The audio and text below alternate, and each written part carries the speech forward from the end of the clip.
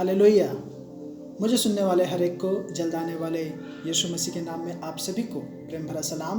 मैं आशा करता हूँ आप सभी दिन प्रतिदिन लगातार यीशु मसीह में बढ़ते जा रहे हैं। तो आइए मेरे प्रियो, आज के वचन की ओर हम आगे बढ़ेंगे और आज का हमारा मनन करने का विषय इस प्रकार से है, एक दूसरे की सहायता करो। आमीन। एक दूसरे की सहायता करो।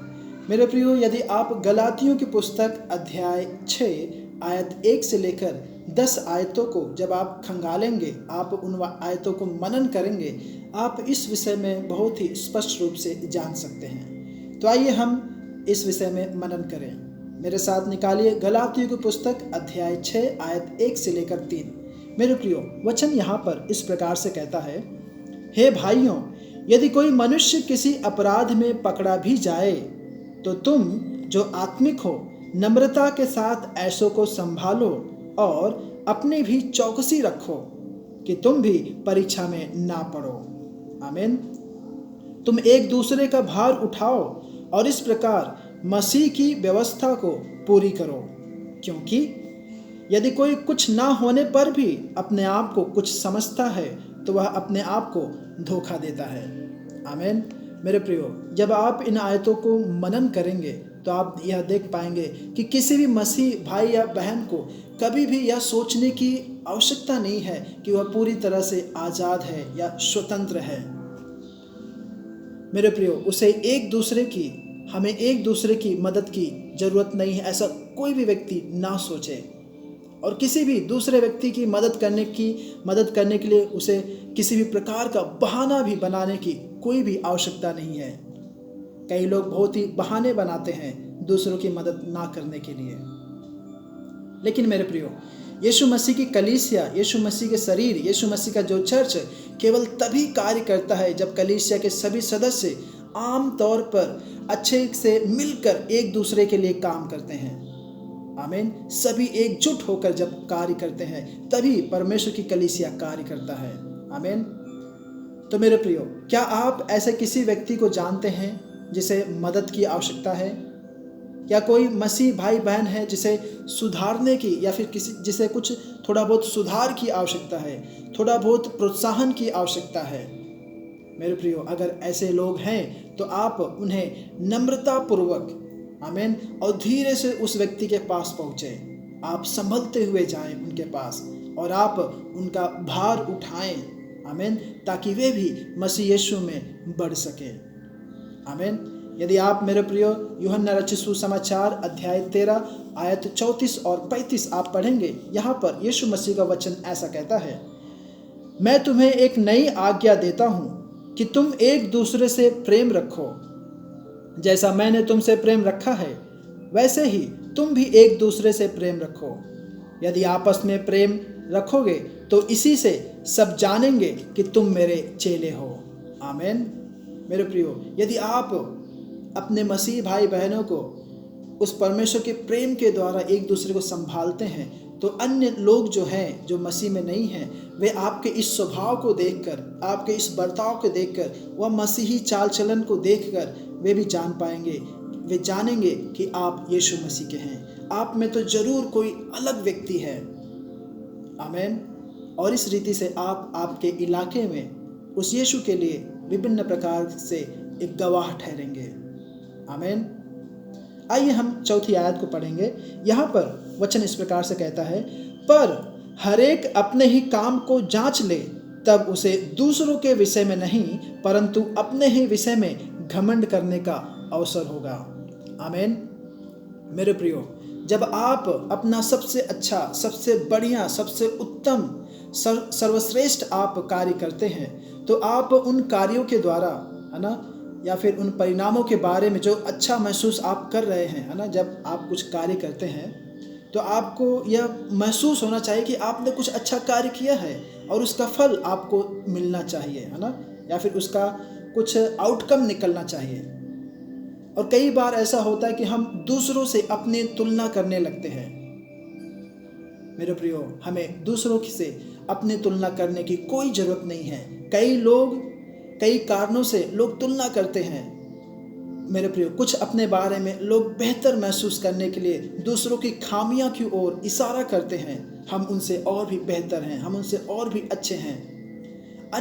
लोग, कई लोग ऐसे हैं कि सिर्फ आश्वासन चाहते हैं। अन्य लोग केवल आश्वासन चाहते हैं। वे ऐसा चाहते हैं, ऐसा सुनना चाहते हैं कि आप अच्छा कर रहे हैं। हालांकि वे कार्य अच्छा नहीं करते होंगे, लेकिन वे सुनना चाहते हैं कि हाँ, आप अच्छा कर रहे हैं। कई लोग चाहते हैं कि लोग उनका प्रोत्साहन करें। आमीन। तो इस प्रकार के कई प्रकार के लोग हैं जो विभिन्न प्रकार के लोग लालसा करते हैं दूसरों से तुलना करने में। आमीन। मेरे प्रियो, यीशु मसीह को आप देखें। आमीन। आप यीशु मसीह को देखें और आप उनका उदाहरण आपको आप अपने जीवन में लें। और जब आप यीशु मसीह का उदाहरण अपने जीवन में लेंगे, तब आप देखना, आपको ऐसा महसूस होगा कि आप सबसे अच्छा, सबसे बढ़िया और सबसे उत्तम आप कर रहे हैं। आमीन। और आप जब अपनी अपेक्षाओं से कम होंगे, या फिर आप जब लगेगा कि आप कम कर रहे हैं, तब यह यीशु मसीह का प्रेम आपको और भी प्रोत्साहित करेगा, आपको सिकुड़ने नहीं देगा। आमीन। वह आपको और भी ऊंचा उठाएगा, आपको सुकून देगा कि आप नहीं ठीक कर रहे हैं, आप आगे बढ़ें। और आप देखना, जब आप उस यीशु मसीह को अपना मार्गदर्शन, यीशु मसीह को सोचते हुए आप आगे बढ़ रहे हैं, यीशु मसीह को अपना उद्देश्य लगाकर, उद्देश्य थामते हुए आप आगे बढ़ रहे हैं, तो देखना आप पीछे नहीं हटेंगे। आमीन। आप अहंकार नहीं होंगे, आपको दूसरों के विषय में घमंड करने का अवसर नहीं होगा, आप खुद के विषय में घमंड करेंगे। आमीन। मेरे प्रियो, यदि आप 6वीं आयत पढ़ें तो वचन यहाँ पर ऐसा कहता है, जो वचन की शिक्षा पाता है वह सब अच्छी वस्तुओं में सिखाने वाले को भागी करे। आमीन। मेरे प्रियो, प्रेरित पौलुस कहते हैं कि जो विद्यार्थी हैं, जो स्टूडेंट हैं, जो विश्वासी हैं, वे अपने गुरुओं की, है ना, जो शिक्षक हैं उनकी, जो उन्हें पासवान हैं, उन्हें हर एक उनकी भौतिक आवश्यकताओं का उनका ध्यान रखें। आमीन।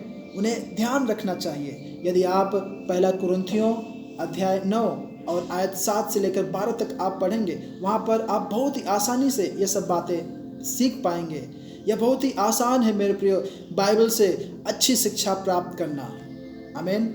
और फिर बाद में अपने शिक्षकों को या फिर अपने आध्यात्मिक अगुओं को, गुरुओं की आर्थिक और शारीरिक ज़रूरतों की नज़रअंदाज करना, ये बहुत आसान है ना। कई बार आप देखे होंगे कलीसिया में लोग आते हैं, शिक्षा प्राप्त करते हैं और प्रभु उनसे बातचीत करते हैं, परमेश्वर उन्हें आशीष करते हैं, अनुग्रह करते हैं, और फिर वे अपने उस आशीष में, उस अनुग्रह में गुम हो जाते हैं, गायब हो जाते हैं, और उन्हें कलीसिया की किसी भी आवश्यकताओं से, किसी भी ज़रूरत से कुछ भी परवाह नहीं होती है, कुछ भी चिंता नहीं होती है।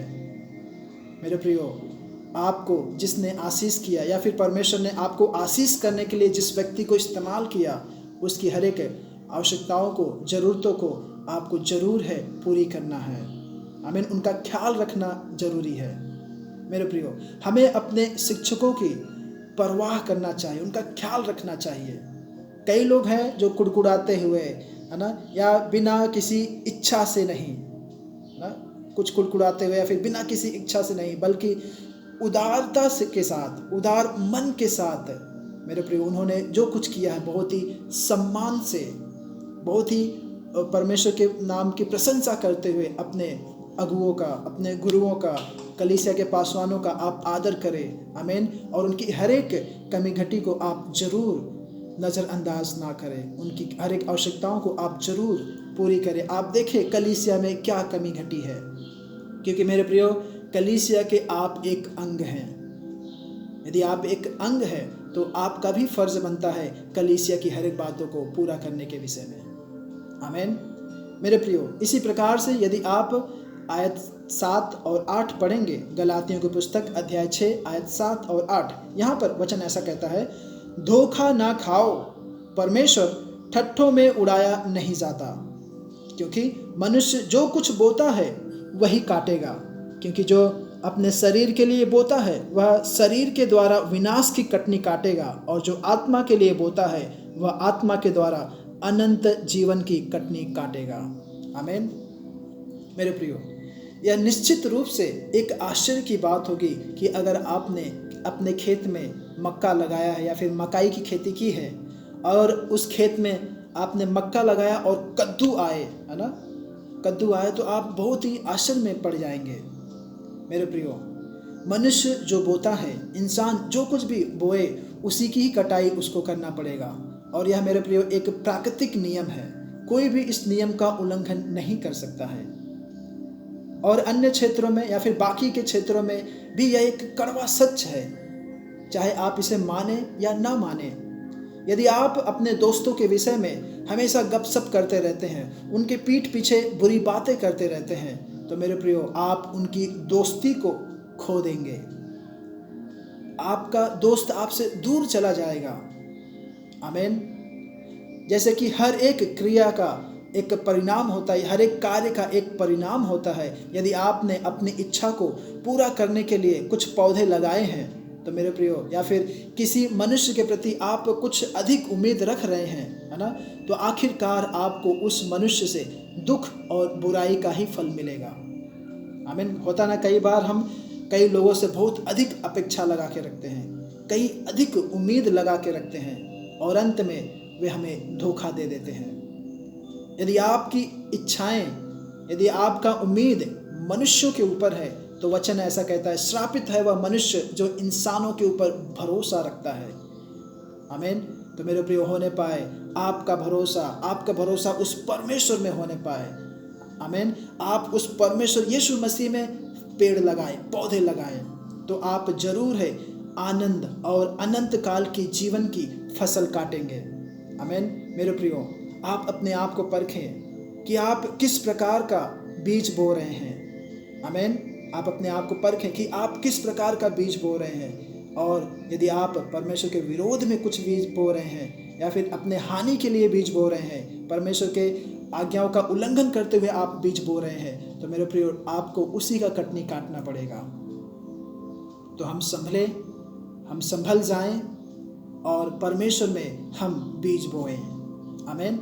मेरे प्रियो, इसी प्रकार से गलातियों की पुस्तक अध्याय 6 आयत 9 और 10 यदि आप पढ़ेंगे, वचन यहाँ पर ऐसा कहता है, हम भले काम करने में साहस ना छोड़ें, क्योंकि यदि हम ढीले ना हो तो ठीक समय पर कटनी काटेंगे। इसलिए जहाँ तक अवसर मिले हम सब के साथ भलाई करें, विशेष करके विश्वासी भाइयों के साथ। आमीन। मेरे प्रियो, लोगों से लगातार भलाई करते रहना और उन लोगों से एक शब्द भी धन्यवाद का नहीं प्राप्त करना या फिर धन्यवाद का शब्द नहीं मिलना, या फिर कई बार उन लोगों से हम कुछ विशेष बदलाव नहीं देख पाते हैं, है ना, या फिर कुछ ठोस परिणाम हम नहीं देख पाते हैं, तो ये सारी बातें कई बार हमें हतोत्साहित करती है, हमें दुखी करती है, हमें निराशा में डालती है, क्योंकि हमने कई बार उनको इतना मदद किया, इतना उनको सराहना किया, इतना उन्हें प्रोत्साहित किया, इतना उन्हें हमने ऊंचा उठाया, इतना में खाद डाला, पानी डाला, फिर भी यह बढ़ नहीं रहे, यह उसी अवस्था में है। तो मेरे प्रिय, कई बार यह बातें दुख में डालती है, कई बार हम निराशा में आ जाते हैं। लेकिन यहाँ पर प्रेरित पौलुस ने गलातियों को लोगों को चुनौती देते हुए वे कह रहे हैं कि वे अपने हर एक लगातार जो कार्य कर रहे हैं करते रहें। आमीन। कहने का मतलब वे हमें भी लोगों के प्रति लगातार अच्छे कार्यों को करते रहने के लिए प्रेरित पौलुस चुनौती दे रहे हैं। आमीन। और मेरे प्रियो, परमेश्वर पर आप भरोसा रखें। आमीन। परमेश्वर पर आप भरोसा रखें। परमेश्वर उचित समय पर आपको जरूर है आशीर्वाद की कटनी काटने देंगे, एक आशीष का कटनी आप जरूर काटेंगे। आमीन। तो मेरे प्रियो, आप खास करके विश्वासी भाइयों के साथ आप उनसे विशेष करके मसीह प्रेम में रहें। आमीन। आप उनके साथ भलाई करते रहें और परमेश्वर जरूर है आपको भी एक आशीष की कटनी काटने को मौका देंगे। आमीन। तो होने पाए मेरे प्रियो, यदि आपने उस परमेश्वर में आप भलाई करते हुए आगे बढ़ रहे हैं, तो आप विश्वास रखें, उचित समय में परमेश्वर आपको इस्तेमाल करेंगे और आप कटनी काटेंगे। आमीन। तो होने पाए मेरे प्रियो, हम एक दूसरे की सहायता करें, एक दूसरे की मदद करें और वह यीशु मसीह का प्रेम हम दर्शाएं, यीशु मसीह का प्रेम हम दिखाएं, ताकि स्वर्ग के परमेश्वर के नाम की महिमा होने पाए। आमीन। प्रभु आप सभी को इन वचनों के द्वारा आशीष करे, अनुग्रहित करे। जय मसीह की।